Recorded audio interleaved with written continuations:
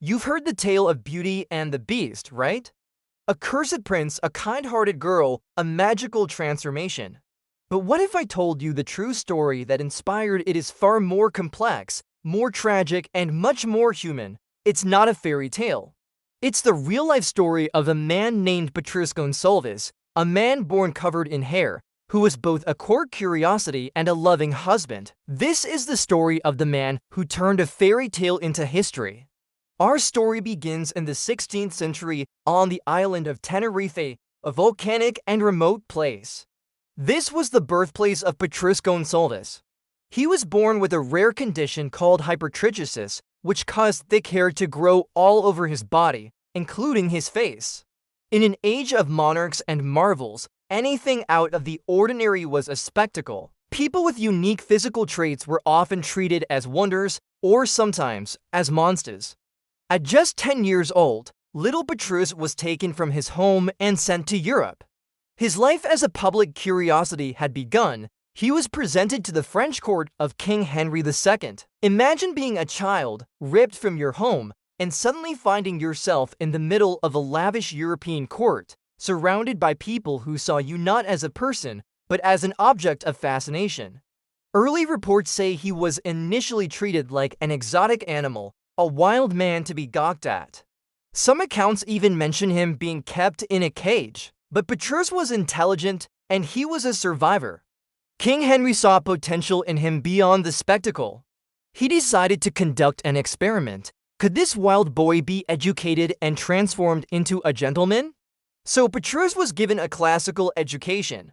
He learned Latin, studied the humanities, and was taught the refined manners of the French court. He proved to be a quick learner, mastering multiple languages and impressing everyone with his wit and gentle nature.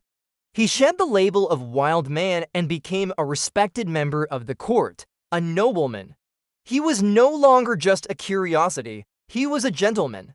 This duality would define his entire existence, a man both accepted and objectified, celebrated and stared at. He lived his life under the constant gaze of others. After King Henry's death, his wife, Catherine de' Medici, took over as regent. She continued to be Petrus's patron, but she had a different kind of experiment in mind.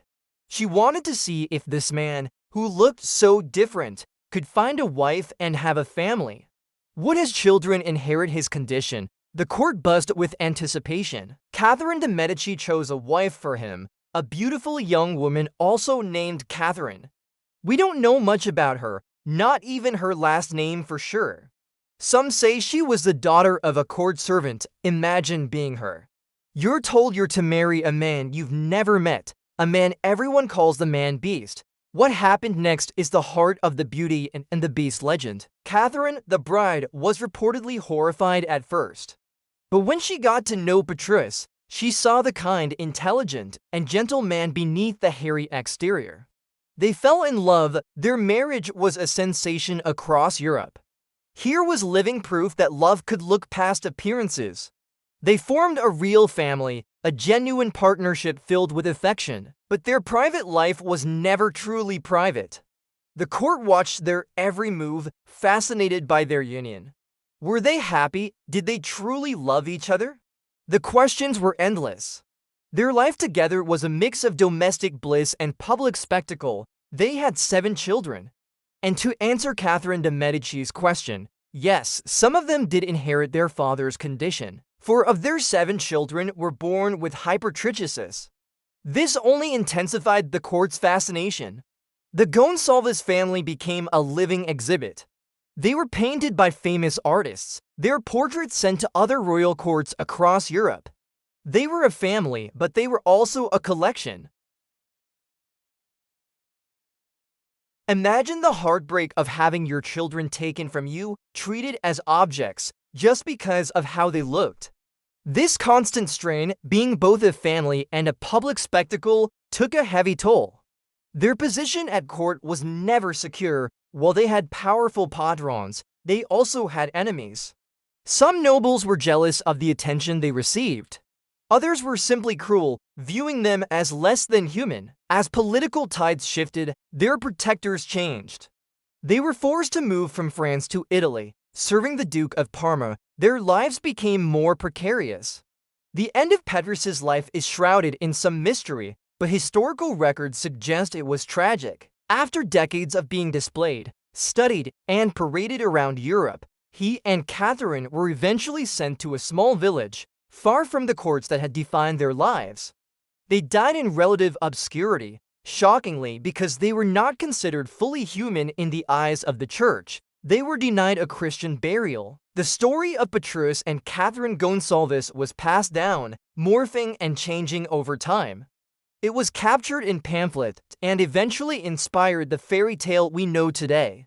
But their real lives ask us a difficult question: who gets to decide who is human? Who benefits when we turn people into stories and spectacles? Their story is a powerful cautionary tale about dignity, power, and how we treat those we deem as different. Petrus Gonsalvus lived on the razor's edge between fascination and humanity, a man loved in private but stared at in public. His life is a stark reminder that the line between curiosity and the cruelty is dangerously thin. So the next time you hear the tale of Beauty and the Beast, remember Petrus and Catherine. Remember the real man and woman who lived, loved, and suffered under the public gaze. Their story forces us to look at ourselves and ask what we truly owe the people we call different. Is it sympathy? Is it curiosity? Or is it simply justice? Let me know what you think in the comments below. And if you want to learn more, I've linked the sources I used in the description. Thanks for watching, and don't forget to subscribe for more hidden histories.